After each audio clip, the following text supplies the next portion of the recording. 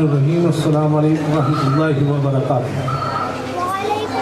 میرے دوستوں اور میرے عزیز ساتھیوں اور مہمانوں اور بچوں، چھوٹے بچوں، عالم حضرات اور اسٹیج پہ تشریف فرما ماشاءاللہ ہمارے خصوصی مہمان، یہ سب آپ لوگوں کی، ہمارے محلے والوں کی، ہمارے کالونی والوں کی محبت اور اس کا ثمرہ ہے کہ یہ ادارہ شروع میں ابتدا گھر سے ہوئی ماشاءاللہ، اور پورے پڑوسیوں نے، پورے محلے والوں نے اس کے ساتھ میں تعاون کیا ہمارے ساتھ میں، کیونکہ جب بچے ہوتے ہیں تو تھوڑی پریشانیاں بھی ہوتی ہیں، لیکن ان کی قربانی اور ان کی محنت اور ان کی توجہ اور ان کی محبت ہمارے ساتھ رہی۔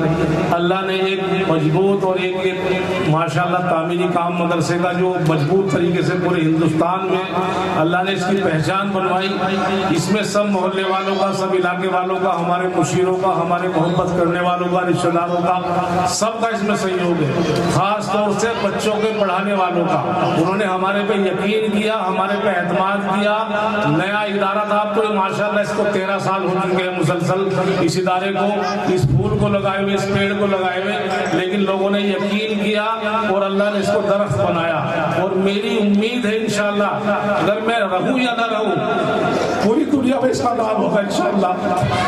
ہماری محنت، ہماری رات دن کی کڑھن، ہماری دعائیں اس مدرسے کے، اس بچوں کے، اس کام کرنے والوں کے، متعلقین کے، محلے والوں کے ساتھ ہے، جن لوگوں نے بھی اللہ کے نبی کریم صلی اللہ علیہ وسلم کی حدیث ہے، آپ نے فرمایا اگر کسی نے چلتے ہوئے کو راستہ بتایا، کل قیامت میں اس کا بھی اجر دیا جائے گا۔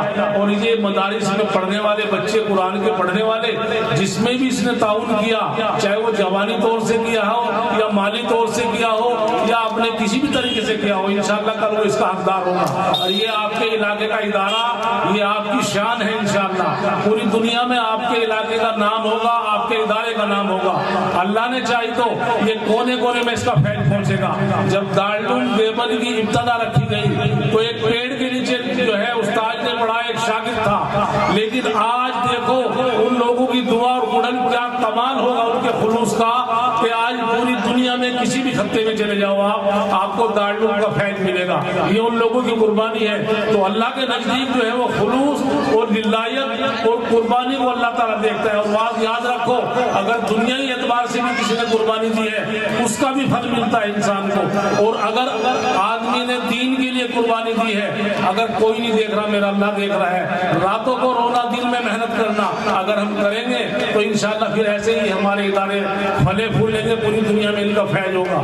آج کے حالات میں دیکھو مدارس پہ آپ خود سمجھتے ہو، مساجد ہو، مدارس سے گورنمنٹ کا کوئی مدد تو ہوتی نہیں، یہ تو اپنے طور پہ لوگ چلاتے ہیں، لوگوں کا تعاون ہوتا ہے، لوگوں کی مدد ہوتی ہے، لوگوں کی قربانی ہوتی ہے۔ اللہ ہندوستان ایک ایسا ملک ہے جہاں پہ اداروں کی گورنمنٹ کی طرف سے کوئی مدد نہیں ہوتی، لیکن اللہ کے کرم کی بات ہے کہ پورے ہندوستان میں تعلیم بھی مضبوط ہندوستان میں ہی ہے۔ یہ قربانی ہے آپ لوگوں کی۔ جب ایک غریب آدمی کا 1 روپیہ بھی لگتا ہے اس میں اور وہ اللہ کے لیے دعا کرتا ہے تو انشاءاللہ تعالیٰ اس کا فیض پہنچتا ہے۔ ورنہ پوری دنیا میں جتنے بھی ادارے ہیں، مساجد ہیں، مدارس ہیں، ان کی امداد گورنمنٹ کی طرف سے ہوتی ہے، لیکن ہندوستان ایک ایسا ملک ہے جس میں کوئی گورنمنٹ کی مدد نہیں ہے، اور پھر بھی آپ لوگوں کی قربانی کی برکت سے ماشاءاللہ یہ پھول رہے ہیں، پھل رہے ہیں۔ ایسے حالات میں بھی جب چاروں طرف آپ یہ سمجھیے کہ کوئی CID والا ایسا نہیں جو ہمارے پاس نہ آیا ہو، کوئی IB والا نہ ہو جو ہمارے پاس نہ آیا ہو، جس نے تحقیقات نہ کری، بھائی کوئی بھی مدرسہ والے کے پاس گیا، انہوں نے بھیجا جی روڈ پہ مدرسہ ہے، سب کے جواب دیے، یہ بلڈنگ بنی، بڑی پریشانیوں کا عالم رہا، لیکن آپ لوگوں کی دعائیں سے، آپ لوگوں کی قربانی سے الحمدللہ اللہ نے یہ پائے تکمیل تک پہنچایا۔ تھوڑا سا کام رہ گیا، انشاءاللہ یہ بھی پائے تکمیل تک پہنچ جائے گا۔ آپ کی قربانی، آپ کی محبت، آپ کی دعائیں ہم سمجھ بھی نہیں سکتے کون کون لوگ رات کو دعائیں کرتے ہیں ان مدرسے کے لیے، ان اداروں کے لیے، ان مسجدوں کے لیے۔ ہمارے مخلص لوگ ماشاءاللہ ایسے لوگ ہیں جو رات دن ان کی کڑھن ہے کہ پورے ہندوستان کے ادارے اللہ یہ پھر دوبارہ پھل پھول جائے۔ لاک ڈاؤن کے بعد حالات سب سے زیادہ حالات آئے وہ اداروں میں اور مدارس اور مساجدوں میں آئے، لیکن اللہ نے پھر اس چمن کو آپ کی قربانیوں سے اور لوگوں کی محنت سے، استادوں کی، ایک استاد کو کتنے پیسے ملتے ہیں آپ سمجھتے ہیں؟ ایک عام آدمی کا خرچہ بھی پورا نہیں ہوتا، لیکن اللہ کے لیے، وہ اس قرآن کی محبت کے لیے آپ کے بچوں کو، آپ کے جتنے بھی نونہال ہیں ان کے ساتھ کیسی محنت کرتے آپ سوچ نہیں سکتے۔ جب لوگ صبح اٹھتے ہیں یہ لوگ بچوں کو تعلیم دیتے ہیں، جب لوگ صبح اپنی آرام گاہ میں ہوتے ہیں یہ بچوں کی درسگاہ میں بیٹھ کے محنت کرتے ہیں. آپ ان کی قربانیوں کو سمجھیے.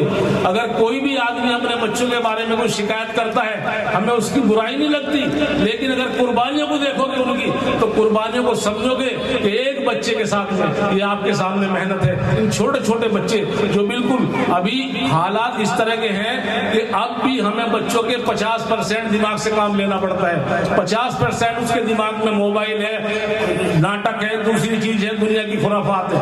آج کے ماحول کے اعتبار سے ان 50% بچوں سے جو ہے جو ان کے دماغ میں سے کام لیا جا رہا ہے, یہ محنت دیکھو کتنی اس دور کے وقت سے اب زیادہ محنت ہوگی جب موبائل کا دور نہیں تھا, ناٹکوں کا دور نہیں تھا, کوئی ایسا ایڈوانس وقت نہیں تھا. اس وقت کی محنت جو ہمارے بزرگوں نے کی ماشاءاللہ اس کا صلہ ہمارے سامنے ہے کہ بڑے بڑے اللہ والے, بڑے بڑے مجاہد, بڑے بڑے نیک لوگ پیدا ہوئے. لیکن آج کے دور میں سمجھتا ہوں استادوں کی محنت ہے کہ 50% بچوں سے کام لے کے اور ان کو قابل بنانا, ان کو حافظ بنانا, ان کو عالم بنانا, ان کو بڑے مقام تک پہنچانا, یہ بہت بڑی بات ہے. اور ان کا آپ کو ساری زندگی احسان ماننا چاہیے.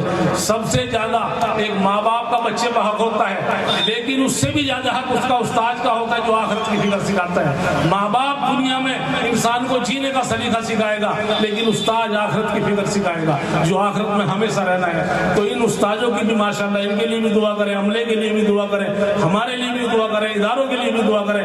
یہ ہمارے پہ حق ہے ایک دوسرے کا کہ ایسے حالات میں جب لوگ اسکولوں کی طرف جا رہے ہیں, جب لوگ اسکول میں پیسہ دینا چاہ رہے ہیں اور اسکول کی طرف جو جس کے پاس 2 پیسے آ گئے وہ اپنے بچے کو جو ہے ماڈرن بنانا چاہتا ہے. لیکن میرے بھائیوں, میرے دوستوں, ایک بات بتاؤ, جب وہ ٹیچر کھڑا ہو کے پیشاب کرے گا تو یہ بچے کیا اس کا اثر تو استاد کا لیں گے نا.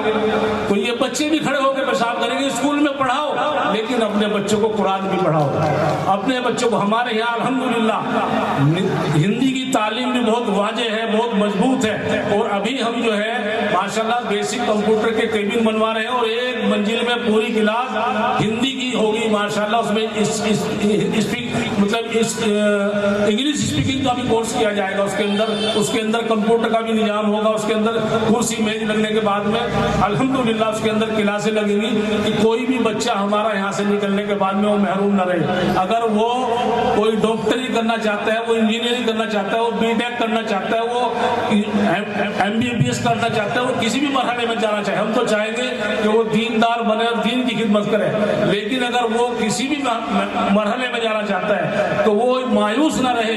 الحمدللہ وہ جس بھی معاشرے میں جائے گا, جس بھی ماحول میں جائے گا, اس میں اپنے آپ کو حقیر نہ سمجھے.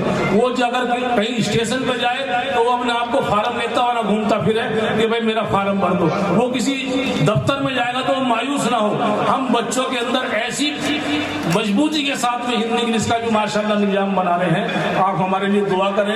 ابھی تعمیری کام چل رہا ہے, ایک پوری منزل کے اندر یہ پورا سسٹم ہوگا جس کے اندر بیسک کمپیوٹر کا سسٹم, ہر بچے کا کیبن الگ ہوگا, اس کے اندر وہ کمپیوٹر لگائے جائیں گے. ہندی انگلش کی باقاعدہ کرسی میز پہ کلاس ہوگی. ہندی اسپیکنگ کورس بالکل الگ ہوگا, اس کو ٹیچر الگ پڑھائے گا. جتنے سبجیکٹ ہیں ہندی انگلش میتھ وغیرہ اس کو پڑھانے والا آدمی الگ ہوگا.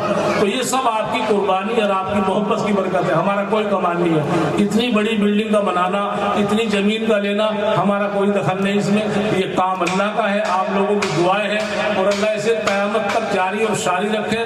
اور ہمارا پروگرام یہ ہے کہ کہیں بڑی جگہ جا کے پھر جو ہمارے بچے یہاں سے فارغ ہوں ان کو انٹر بھی کرائے اور ان کو BA وغیرہ بھی کرائے, ان کو اور کورس بھی کرائے جو دوسرے کورس ہیں. انشاءاللہ ایک بڑا ادارہ بنانے کا پروگرام ہے. آپ لوگوں کی دعائیں رہی اور زندگی اللہ نے دی اور زندگی میں برکت دی, اور ہم بھی نہ رہے تو انشاءاللہ ہم اپنی نسلوں کو کہہ کے جائیں گے کوئی ایسا ادارہ بنا بڑا جو ہمارے بچے فارغ ہونے کے بعد میں ماشاءاللہ وہاں مضبوطی کے ساتھ میں جو ہے وہ اپنا مقام پورا حاصل کرے, وہ دنیائی اعتبار سے بھی کسی مرحلے میں پیچھے نہ رہے. یہ آپ لوگوں کی دعائیں ہیں. میں احسان مند ہوں جو مہمان آئے ہیں ماشاءاللہ, بچوں کے گارجین آئے ہیں, مہمانوں کے لیے کھانے کا انتظام ہے. الحمدللہ وہ مدرسے میں جائیں گے, کھانا کھائیں گے, اس کے بعد اپنے گھر جائیں گے. پھر 1:15 بجے ہمارے یہاں نماز ہے اس کا بھی اہتمام کریں گے. عورتیں لیڈیز ہماری وہیں بیٹھی رہیں گی اور باقی مرد اپنا سامنے مسجد میں نماز پڑھ سکتے ہیں. باقی بس میں آپ سے یہی کہنا چاہتا ہوں کہ بھائی ان کا آپ کے سامنے ماشاءاللہ ہمارے استادوں کی, ہمارے عملے کی, ہمارے کام کرنے والوں کی, ہمارے بچوں کی قربانیوں کی برکت ہے یہ. اور بھائی جتنے بھی ہمارے لوگ آئے ہیں, قاری حیرار صاحب تو بڑی محبت رکھتے ہیں ماشاءاللہ ہمارے سے. یہ ایسی بات کہہ دیتے کہ اس لائق ہم ہیں بھی نہیں, ہماری کوئی حقیقت نہیں, ہمارا کوئی کمال نہیں. یہ ہمارے ماں باپ کی دعائیں, ہمارے بزرگوں کی دعائیں. شیخ حضرت مولانا مسعود الحسن رحمۃ اللہ علیہ وہ ایک قبروں میں چلے گئے, ان کی دعائیں جو موجود حضرت ہمارے مولانا مسعود صاحب مسوری والے ہیں, یہ ان کی دعاؤں کی برکت ہے. انہوں نے رات دن دعائیں کری, خاص طور سے ہمارے ماں باپ نے بہت دعا کری. میری ماں جب سے میں نے ہوش سنبھالا میں نے اپنی ماں کو کبھی تہجد چھوڑتے ہوئے نہیں دیکھا. آپ میرے والد صاحب کو جانتے کتنے شریف نہایت نیک آدمی تھے, اگر جو ان سے لوگ واقف ہیں وہ سمجھتے ہیں کہ کتنے نیک تھے. یہ ان کی دعاؤں کی برکت ہے. میری ماں نے جب سے میں نے ہوش سنبھالا تہجد نہیں چھوڑی, ہمیشہ دعا کرتی تھی میرے بیٹے اللہ تیرے سے اتنا بڑا کام لے گا تو سوچ بھی نہیں سکتا. یہ میرا کمال نہیں, میرے ماں باپ کی دعاؤں کی برکت ہے. خدا کی قسم میرا کوئی کمال نہیں, میں کچھ بھی نہیں جانتا, میں کچھ بھی نہیں جانتا. میری ماں نے ہاتھ اٹھا کے دعا کری, بیٹے تجھ سے اللہ بہت بڑا کام لے گا. یہ سب ان کی دعاؤں کا ثمرہ ہے. اور میں جانتا ہوں کہ میں نے اپنے ماں باپ کا کبھی دل نہیں دکھایا. اگر انہوں نے 10 لاکھ روپے کی چیز کو 1 روپیہ کہہ دیا تو وہ 1 روپیہ ہے. میں نے اپنی کبھی بیوی کی بات کو نہیں مانا, کسی کی بات کو نہیں مانا. جو میرے ماں باپ نے کہہ دیا وہ 90 ہے, چاہے وہ 100 روپے کے 1 روپیہ ہو جائے, چاہے کروڑ روپے کے 1 چونی ہو جائے. یہ مثال ہے, میں آپ کو بتا دوں کہ جو نیتا جی کا مکان تھا 10 لاکھ روپے میں مل رہا تھا مجھے. نیتا جی نے کہا میرے پڑوسی ہیں آپ لے لو اس کو مکان کو. میرے والد نے, میری والدہ نے منع کر دیا, بھیا نہیں لینا, کوئی مسئلہ ہے چیز میں نہیں بتا سکتا آپ کو, یہ نہیں دیا گیا. لیکن اللہ نے پھر ایسا نظام بنایا, یہ مکان لیا جس کے سامنے آپ ہیں, اور پھر وہی مکان میری ماں کی دعا سے 68 لاکھ روپے کا لیا میں نے. جب 10 لاکھ روپے کا لیا, میرے گھر میں پیسے تھے, میری بیوی نے کہا ہمارے ساتھ کا ہے لے لو. میں اپنی بیوی سے کہہ دیا جب سے میرے ماں باپ نے جو کہہ دیا وہ 90 ہے, میں ساری دنیا کی بات کاٹ سکتا ہوں, میرے ماں باپ کی بات نہیں کاٹ سکتا.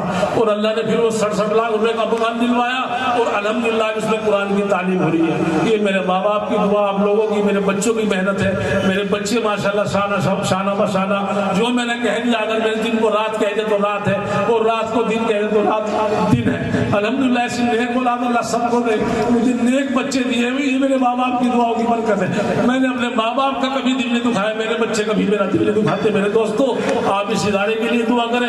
فقط میرے پاس یہ الفاظ تھے, میرے دل کی تڑن تھی. انشاءاللہ بچوں کے لیے ایسی کلاس بنانے والے ہیں کہ لوگ رس کریں گے, دیکھنا آیا کریں گے. آج آپ کا مدرسہ پورے ہندوستان میں فیمس ہے, اور آنے والے وقت میں پوری دنیا میں فیمس ہوگا انشاءاللہ. پوری دنیا سے لوگ اس کو دیکھنا آئیں گے.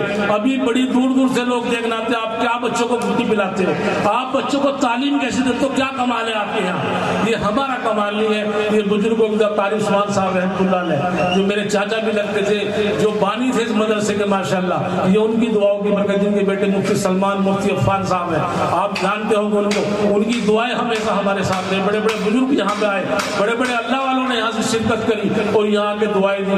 میرے دوستوں ان کی دعاؤں کی برکت ہے. آپ اپنے بچوں کو, بس میں یہی کہنا چاہتا ہوں محلے والے بھی اس کا فائدہ اٹھائیں کہ اپنے بچوں کو قرآن ضرور پڑھاؤ. اگر قرآن نہیں پڑھاؤ گے تو کل اللہ کے یہاں سے آپ سے پوچھ ہوگی, آپ سے سوال کیا جائے گا. اگر آپ نے اپنے بچوں کو قرآن کی تعلیم نہ دی تو یہ حق ہے, 3 حق ہے ماں باپ پہ. سب سے پہلے بہترین نام رکھنا, اس کے بعد تعلیم اور تربیت, اور اس کے بعد نکاح. اگر آپ نے اس میں سے کسی میں کوتاہی کری تو کل پکڑ ہوگی. آپ نے دکان نہیں دی, مکان نہیں دی, اللہ کے یہاں کوئی پوچھ نہیں ہوگی. اس لیے اپنے بچوں کو, چھوٹے چھوٹے ننھیالوں کو اپنی قرآن کی تعلیم سے روبرو کرو, انہیں سمجھاؤ کہ ہم مسلمان ہیں. ورنہ میرے دوستوں آنے والا وقت یہ ہے کہ یہودیت, نصرانیت, مشرک اور ان کی بہت بڑی سازش ہے کہ آپ کے بچوں کو دین سے ہٹا دیا جائے. اور آنے والا وقت اتنا خطرناک ہے کہ آپ جب ایک بچہ اسکول میں جاتا ہے تو مورتی رکھی ہوئی ہے سامنے, ہندو کا بچہ اس کو ایسے کر رہا ہے, مسلمان کا بچہ بھی اس کو ایسے کر رہا ہے. مورتی کی جو کڑھائیت تھی اس کے دل سے نکل گئی, وہ مجبور ہے, کیا کرے, وہ سامنے انہوں نے مورتی رکھ دی. ہندو کا بچہ بھی سے, تو اپنے بچوں کو سکھاؤ کہ ہمارے یہاں صرف ایک اللہ کی پوجا ہوتی ہے, ہمارے یہاں اور کسی کی پوجا نہیں ہوتی. اور وہ کون سکھائے گا, وہ قرآن سکھائے گا, مدارس سکھائیں گے آپ کو.